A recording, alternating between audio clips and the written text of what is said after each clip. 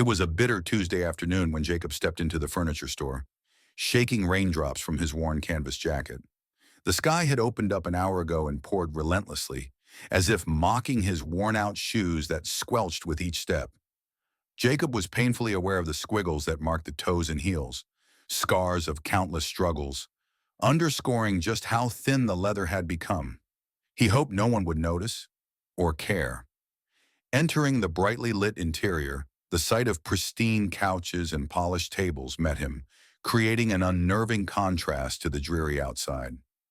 Everything glistened with an artificial sheen, a tangible representation of perfect domesticity. A warmth radiated from the store's heater vents, and Jacob tried to discreetly rub his hands together, feeling the sting of cold ebbing away. He wandered through the aisles, his eyes scanning prices while his thoughts wandered. Just a week ago, Jacob's own home was filled with whispers of life, memories accommodated on a threadbare sofa, echoed laughter resonating against wooden armchairs. The furniture wasn't much, collected piece by piece over years of savings and serendipitous flea market finds, but it was theirs, his and Lila's, his wife, whose tireless work as a nurse kept them afloat. Together they had cultivated a safe space from the chaos of the world outside. The hurricane changed everything. News reports never prepared him for how it would feel to walk cautiously back into his neighborhood, only to find fragmented, familiar shapes engulfed in debris. Many families were displaced, left standing between the past and an uncertain future, with nothing more than soot and mud for memories. It was in the aftermath that Jacob and Lila knew what they had to do. They gave it all away, every cherished item, a lifeline to someone in need, hoping that in restoring little comforts, others could start to rebuild. Jacob's pragmatic nature always focused more on the practical, but Lila reminded him that empathy is fierce and boundless. He was here today, arms ready to slowly replenish what they had given, knowing they didn't have much left to spend. Still, they needed a start. Jacob hesitated near a modest coffee table, thoughtfully running his fingers along its edge, until interrupted by a clerk whose presence wasn't just unnoticed, but completely unintended. "Hey, pal, can I help you with something?" The clerk's voice rose slightly over the soft background music. He was young, clean-shaven, wearing an expression that bordered on skepticism. Jacob nodded, trying to shake off the hesitation. "Yeah, I'm just looking around. Do you have any affordable options?" The distrust deepened in the clerk's eyes. He quickly glanced at Jacob's shoes, wet and a little muddy, and back to his overcast face. "We've got clearance stuff in the back, but we're not a thrift store, if that's what you're looking for." The backhanded tone hit Jacob harder than he cared to show. Blood rushed to his cheeks. Humiliation spread across his features, unbidden. His jaw tensed, yet he reminded himself to stay calm, not to let a stranger leave ripples over an already troubled day. "I've got money," he murmured, but it sounded unconvincing even to his own ears. His hands fell into his pockets, clenching nervously around the small clump of notes. The clerk didn't move. He was eyeing Jacob like a problem best resolved by removal. His assumption was unsubtle and cruel, a flash of judgment more hurtful than any storm damage. Jacob felt an itch of defiance rise within him. He could leave, but to what? Compromise his principles, accept disrespect as par for the course? Yet pushing forward might be equally futile. Just as the tension reached its peak, the store manager approached, sensing something amiss. A middle-aged woman with kind eyes that contrasted the boyish clerk's attitude, she asked, "Is there an issue here?" Her voice was calm, unwavering, that of someone who saw both sides and extended fairness. Before Jacob could say anything, the clerk was quick to explain, "I was just telling him we don't carry second-hand stuff." She raised an eyebrow at Jacob, whose expression silently conveyed both frustration and a plea for understanding. She reassessed her clerk's assumptions with a disarming neutrality, turning to face Jacob entirely. Her approach seemed to unfurl the invisible veil that had bound him in this awkward standoff. "Right, and what are you actually looking for today?"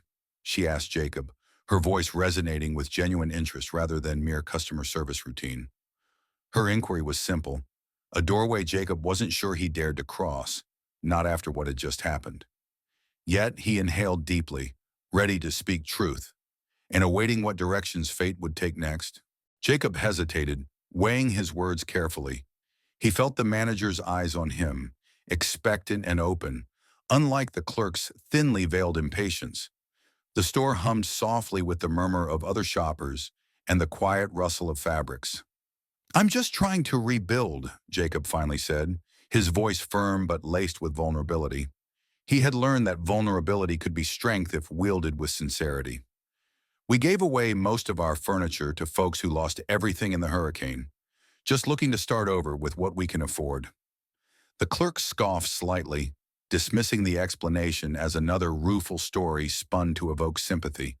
But to Jacob, the manager's face softened, the rigid professionalism giving way to genuine empathy. She seemed to understand the dissonance between appearances and the underlying currents of truth. "That's quite a gesture," she replied, her voice gently carrying Jacob's words without judgment, merely understanding. "And you're sure you want to get everything new?" Jacob shook his head, uncertainty clouding his gaze. "I don't need new, just something that feels like home, even if it's a little worn. Stories come with marks and scratches, you know?" The store manager nodded, appreciating the poignant simplicity of Jacob's words. Her thoughts briefly wandered to the sacrifices one makes for love or community, the dichotomy between self and the greater good. But the increasing tension with the clerk disrupted the quiet rapport they'd built. "Look, we can't run a business on sob stories," the clerk interrupted, his voice sharp, leaving a sour aftertaste in the air. Other shoppers turned their heads, some curious, others casting annoyed glances at the intruding conflict. Jacob's patience frayed at the edges. He had entered the store with hope to reclaim a semblance of normalcy, and now found himself the subject of scrutiny. The clerk's intrusion rang sour, like a stark reminder of every doubt and hurdle faced since the hurricane. The manager shot the clerk a look that curtailed further comment, her authority unspoken yet palpable. "Let's take this one step at a time," she suggested. "What's your budget today? We can see what matches." Rummaging in his pocket, Jacob pulled out a scruffy billfold, its wear a testament to years of tight corners and thrifty decisions. He deftly thumbed through the few bills, acutely aware of their inadequacy amidst the price tags hovering like silent mocks from the surrounding furniture. "Not a lot," he admitted, hoping honesty might bridge the chasm widening with each uncomfortable exchange. "But I promise I'll come back when things get better." The manager nodded again, processing the impasse before her, seeking a resolution amidst the societal expectations that often overshadow basic human compassion. She turned to the clearance section mentally, mapping a course that might circumvent confrontation. "You can follow me," she offered, motioning toward a style-deprived corridor lined with items too unique for mass appeal, but not so broken as to be disregarded. The clerk trailed a few paces behind, his skepticism palpable yet unvoiced. He had adopted an air of indifference, a feigned mask against the uncomfortable nuances of empathy. As they walked, Jacob felt his defenses rise, confronting the store's facade of glistening perfection set against his own narrative of battered resilience. He was aware of every side glance, every judgmental murmur. It was as though walking through that store was more than just about purchasing furniture. It was a reminder of status, of belonging, of trying to fit into a world that constantly shifted criteria. The manager paused by a weathered armchair, the fabric frayed in corners, but the frame sturdy. "This here might work," she suggested, running her hand over its back, as if gauging not just its condition, but its history, one that might harmonize with Jacob's own. He considered the chair, seeing not the tattered edges, but the potential for comfort, a site for future stories. "Yeah, I like it," he said, nodding, though the practicality of his budget echoed caution. A somber air enveloped their conversations, the clerk's presence injecting a residue of friction. Yet, as if to deflate the uninvited tension, the manager spoke again, her words a balm. "We can work something out. We sometimes donate items that don't sell." But before Jacob could respond, before gratitude could unfurl its tender embrace over grievance, the clerk, who had silently seethed, found an irrepressible voice. "You can't just hand over stuff to anyone who walks in with a sad story. It's not fair to paying customers." The words landed harshly, disrupting the tentative peace. A collective tension clouded around them, visible in the rise of Jacob's shoulders and the resignation creeping across the manager's expression. It felt as if every eye in the store was now trained on the uneasy triangle of people, judging. Jacob's pulse quickened. He was caught between resentment and the raw truth that he needed what was being offered. The injustice hung around him like an unwanted fog, yet beneath it, a flicker of resolve sparked, a determination to stand by his decisions, even as they lay bare against skepticism. The air was thick with unresolved conflict. The store felt uncomfortably small. And in that moment, standing on the crossroads of empathy and judgment, uncertainty and needs, Jacob realized that sometimes battles are won not by confrontation, but by forging ahead, embracing the uncomfortable truths, even when they sting. Jacob swallowed hard, the anger simmering beneath his exterior becoming a silent manifesto against the condescending clerk, whose cynicism had clearly outstayed its welcome. But as he opened his mouth, ready to defend himself against a tide of dismissals, a voice from nearby froze him mid-syllable. "Jacob Roberts?" The name rang out, cutting through the ambient store ambiance as if it were an unexpected call from the past. Jacob turned sharply, eyes widening, scanning the room until they landed on a figure approaching with purposeful strides. Standing there was an older man, not particularly tall but solidly built, dressed in understated clothing. His face carried the markings of wisdom and weariness, yet his eyes held a youthful curiosity. Jacob's mind worked frantically, chasing fragmented memories through the labyrinth of his mind until recognition dawned on him. "Mr. Fields," Jacob stammered, incredulity dripping from his voice. Mr. Fields had been his high school shop teacher, a mentor whose guidance had shaped him in ways that went beyond textbooks and mechanics. The sudden reappearance of this figure seemed to be both an answer and a question, an unanticipated encounter capable of altering the course of the day's narrative. The clerk's frown deepened, sensing the dynamics shifting beyond his grasp. "Jacob, I heard you'd be around here. Didn't quite expect to run into you this way," Fields stated, his voice deliberate yet warm. He nodded towards the manager, acknowledging her presence with a slight smile of gratitude. She seemed in the loop, adding more layers to Jacob's growing bemusement. "What brings you here?" Jacob asked, a subtle layer of defense cloaking his words. It wasn't every day that someone from a forgotten chapter of life reappeared within the mundane theatrics of buying furniture. Fields hesitated, drawing a breath that hinted at the weight of the news he carried. "I've been working with some local relief groups post-hurricane. We've been trying to reach out to families who've been helping others, like you did." It was as if the room constricted around Jacob, each word pressing against his ribs. Surprise pinned him as he recalled filling out a volunteer form a few weeks back. Intentions genuine, yet expectations low. He hadn't thought anyone beyond their immediate circles noticed or remembered. The manager chimed in softly. "Mr. Fields called earlier. When he heard you might be coming in, he asked if we could lend a hand." Her words were not just explanatory but reaffirming. The dialogue of a temporary alliance forged in goodwill. The clerk seemed visibly deflated, retreating into the background where perception often muddied into invisibility. Jacob's jaw worked soundlessly for a moment, grappling with emotions twisting between gratitude, disbelief, and a certain vulnerability. "Lilo'll be over the moon to hear this," Jacob finally managed to say, his voice a mix of excitement and humility. His wife's image, patiently waiting at home, flickered through his mind, a beacon enduring through the storm. Fields grinned, a fatherly pride evident. She was instrumental in getting support lined up. People listened because they trusted her, and because of that trust, we're here to support both of you. The scene unfolded quietly, secured by an unspoken understanding. They drifted through actions of signing papers and exchanging contact information, the future hues of rebuilt homes beginning to paint the once bleak narrative in softer colors. But just as Jacob let his guard drop, Fields added cryptically, "There's one more thing I want you to see, something important I found about your father, but it can't wait too long." Jacob's heart skipped.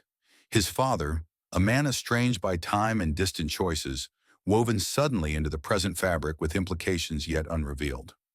"What do you mean?" Jacob demanded, urgency edging his words. Few mentions of his father came unsullied by the weight of unspoken history. "Tomorrow we'll meet. It's something to do with Lakeview Society, a project he was involved in. It might change things for your family."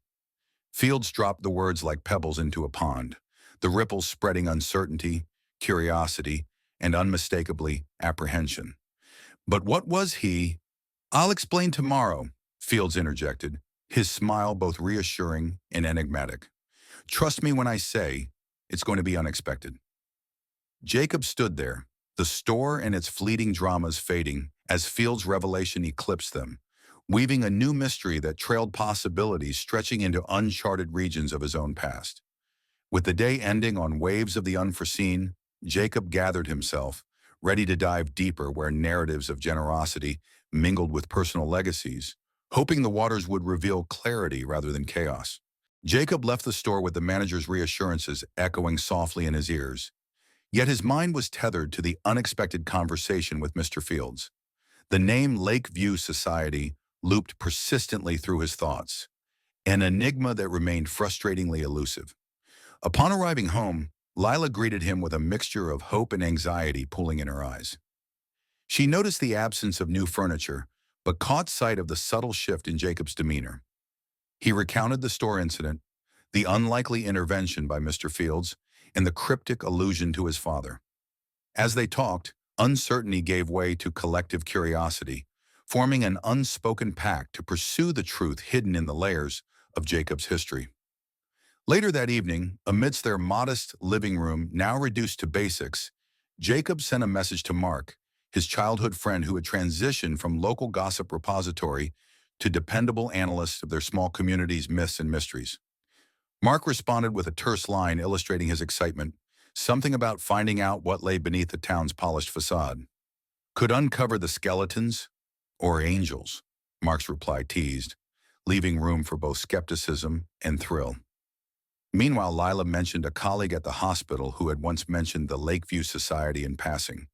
In what context, she couldn't quite remember. But the name had piqued her interest now, urging her to dig further among her network of community connective threads. That night, Jacob lay in bed, eyes closing against the enveloping darkness, but mind still racing. He recalled snatches of muffled conversations from his past, images of his father blurred by the lens of a child's perception. What was this project? Was it the reason for his father's long absences that Jacob once thought were purely work-related? The air was thick with both familiarity and foreignness as Jacob reached across their shared space, squeezing Lila's hand, anchoring himself amid the unresolved questions. The warmth of her touch reminded him there was strength in them sharing this journey, with potential answers beckoning from the shadows of forgotten landscapes. As sleep wrapped around him, there lingered a sense of decisions once made and paths never taken, all twinkling on the precipice of meaning. Jacob and Lila were poised on the edge of a nocturne, where tomorrow promised revelations that could either fracture or fortify their understanding. "Ready?" Lila whispered, her voice barely audible but resolute in the dark. "Ready," Jacob replied, feeling weight of the unknown but steeling himself for whatever the dawn would reveal, under the whispered auspices of the Lakeview Society. The next morning, Jacob awoke early, the cloudy skies hinting at rain, mirroring the turmoil in his heart. The meeting with Mr. Fields lay ahead, pregnant with possibilities that stretched from hopeful to ominous. He moved quietly around the house, wanting to leave Lila to her rest, knowing she'd carry her own share of anticipation about the day's revelations. As he sipped a cup of coffee, its warmth steadying his nerves, the phone buzzed with a text from Mark. "Starbucks, 30-minute," it read, succinct as always. Jacob agreed, sensing Mark's blend of excitement and curiosity could prove enlightening. The drive to the cafe was short but dense with the soundtrack of his thoughts. As Jacob entered, the aroma of roasted beans greeted him, a familiar comfort. He spotted Mark at a corner table, laptop open and already dug into some obscure website. "Hey, old man," Mark teased as Jacob approached, offering a wide grin that hadn't changed since they were 10 and causing trouble in school hallways. There was something reassuring in having a friend so intertwined with both past and present. "Hey, thanks for meeting up," Jacob replied, sitting down, compelled to share the weight of his morning thoughts with someone who might offer perspective. Mark leaned in, eyes bright with the thrill of a new story. "I did some digging into that Lakeview Society," he began, his fingers tapping on the laptop with dexterous speed. A few digital windows blinked open, revealing scant but intriguing mentions. "It's like a secret society, but more civic-minded and hush-hush. They were involved in projects back in the day to preserve local history and heritage sites." Jacob absorbed the information, mulling its implications. His father's involvement in preserving history seemed at odds with the man he remembered as detached and uninterested in intangible pursuits like heritage. "What do you think Dad was doing with them?" Jacob asked, a whisper of doubt snaking into his voice as the significance of heritage contrasted with his father's more materialistic pursuits. Mark shrugged, lifting his coffee cup like a makeshift oracle. "Maybe he saw history as a way to leave a legacy, a physical one, or maybe there's something more. Not everything's straightforward in our parents' world." They shifted from files to conversations in fragments, Mark's insights at times whimsical, at others striking at complexities Jacob hadn't considered. The hypothesis that his father might have pursued unseen passions or responsibilities planted a seed of reevaluation in Jacob's mind, urging him to reframe the man whose memory he had pigeonholed into simplicity. Afterward, Jacob returned home, his mind a suitor courting both trepidation and curiosity. Lila awaited him, her presence an anchoring force. Her resolute calm offered not just companionship, but clarity. They discussed what he and Mark unearthed, feelings of ambiguity shared in silent agreement. "What if Dad wasn't who we thought?" Jacob pondered aloud, surprised by the release those words brought. Recognition felt foreign, yet freeing. In questioning the narrative he had carried, Jacob sensed his own identity quivering, reshaping even as he tread upon it. Leela sat across from him at their worn kitchen table, the sunlight straining through clouds outside, casting muted reflections on the surface. "People change, Jacob. We grow. We hide parts of ourselves. Your father's choice to engage with that society might have been a side we never saw." Her insight was tender yet firm, conveying acceptance of complexity, something Jacob was only beginning to grasp. Jacob nodded, feeling at the precipice of understanding far deeper than furniture or forgotten societies. This was about rediscovering context, acknowledging the shades of his own emotions and experiences tied to his father, inextricably wound through his life. "I guess there's more to learn," he admitted, a soft resignation settling into a challenge. The doorbell's trill cut through their musings, signaling Mr. Field's arrival. Jacob stood, his breath catching slightly before steadying his resolve. He could feel anticipation brimming within the walls as his fingers lingered on the doorknob, poised for revelations that stretched far beyond wood and stain. With a last look at Lila, who offered him a reassuring nod, Jacob opened the door to confrontation, exploration, and unearthing truths buried beneath layers of time and thoughts. As he greeted Mr. Fields, Jacob felt the weight teeter on the edge of equilibrium, an unsteady balance between anxiety and expectation. Within those dualities lived the hope that by unwrapping his father's past, he might find answers not only about the man himself, but about the world Jacob was building for his own family. The air buzzed with potential, inches from unfolding its stories, suggesting that what was hidden and unknown was often the kernel of redirection and growth. Jacob ushered Mr. Fields into their modest living room, the memories encapsulated within its walls, awaiting reinterpretation through the mystery about to be unraveled. Lila sat beside Jacob, her presence unwavering and supportive, as Fields settled himself with a knowing nod, an envelope already set to spill its secrets. "I appreciate you coming by," Jacob started, folding his hands together to still their nervous energy. "I've been needing answers. More than I knew." Fields nodded, placing the envelope on the table. "Let's start with these," he said, motioning toward the contents within. "Your father left behind a trail, albeit discreet." As Jacob opened the packet, faded photographs slipped into his hands. Pictures of his father at historical sites, sometimes posing seriously, sometimes animatedly discussing with groups. There were news clippings too, snippets celebrating local conservation efforts spearheaded by a name he rarely associated with such endeavors. Lila leaned in, gently tracing the edges of a photograph, capturing Jacob's father looking solemn but proud.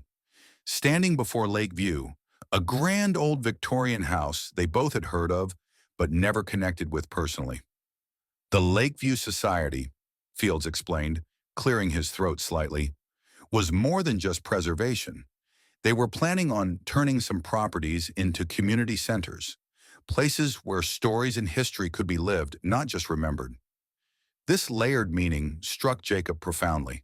His father had been involved in keeping alive what tied to the community's future, a legacy intertwined with service, conflicting with the scattered pieces of memory Jacob held on to. "The man I knew," Jacob started, struggling for words to voice the disorientation this insight brought. Lila's hand on his arm reassured him. "People aren't always one thing," Fields continued. "Your father wanted to leave something tangible for you, something more than wealth, a place of belonging. Sometimes that part gets lost when we're just trying to get through day-to-day life." Jacob's earlier assumptions frayed at the edges, revealing deeper understanding. He was faced not with the image of a man distant for the sake of personal gain, but perhaps one who balanced responsibilities beyond the home, tangled within the strands of broader commitments.